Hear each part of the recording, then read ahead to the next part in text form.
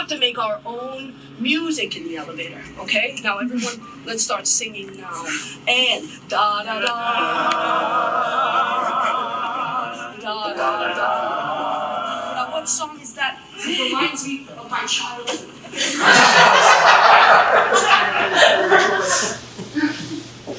1978 was a great year for slasher films. You know, slasher films where there's a big balloon filled with fake blood, someone's ripping a chainsaw, it's spewing everywhere, you know, absolute mayhem, chainsaw death kind of thing.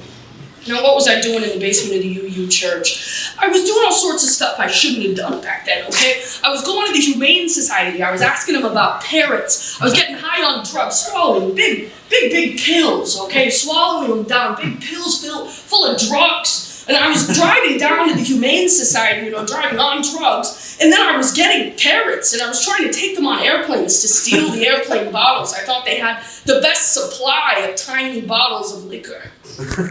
So I had woken up, and you're saying they do? They do. Absolutely. I've been sober too long to remember. Okay, but... all right, it's too far. So, I had woken up in the basement of this UU church with this cold stink on me. I'm saying to myself, what is this? You know, and I was doing all sorts of stuff I shouldn't have been doing. I was taking the parrots I had adopted and I was driving them around on the golf courses. I was making them pilot the golf carts. I was wiring the golf carts to my own, excuse my French, nipples. And I was trying to drive around on the golf course that way. I was down in the dumps. What was I doing? You know, I had woken up in the basement of this UU church. I'm saying to myself, Shelby, no middle name. That's always bothered me a lot, that no one gave me a middle name. You know, I had an epiphany in that moment. I said to myself, Shell, you don't have a gender. You're non-binary, okay? And that solved a lot of problems for me. But still, what was this cold stick? Okay? So, I had another epiphany, you know. I was touching my face and it was clammy, really cold and clammy, but that's pretty normal for me. I'm saying to myself, what the, excuse me, hell is this?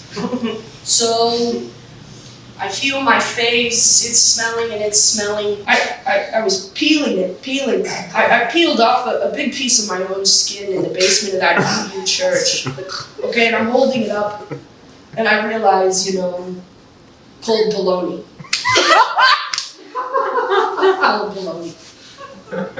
What am I doing in the basement of this UU church with a piece of cold bologna stuck to my face, you know, covered in the stink of meats? All right. So I realized I needed to do something to change my life, and so I walked up out of the stairs of the basement of this UU church. There were carpeted stairs. That kind of carpet is very squishy, sort of orange shag type of carpet. Do you remember that place on Pleasant? You know, sort of like that, something like that. Really terrible carpet. So I walked up over the stairs and it's extremely beautiful. You know, the light was coming in through the window. And, you know, what really struck me, I think, about the building was the contrast between the sort of stink type experience I was having and the fact that this is a religious space, okay? So I was having another epiphany about what I wanted to do with my life. Okay, and the church was just in a strip mall right between a Supercuts and a sandwich shop. Okay, so I guess we know where I had gotten the bologna. So that's sort of how I, you know, got into what Phil and I do. Because I had that first experience with the UU church, all right? And I got connected with a really nice Iowan gal who was there, you know, who was very cute, if you don't mind me saying, C-U-T-E, okay? So she was very cute, and she helped me understand, get some packets of information about how to get sober. Okay, so it really changed my life that day. It was a day filled with epiphanies.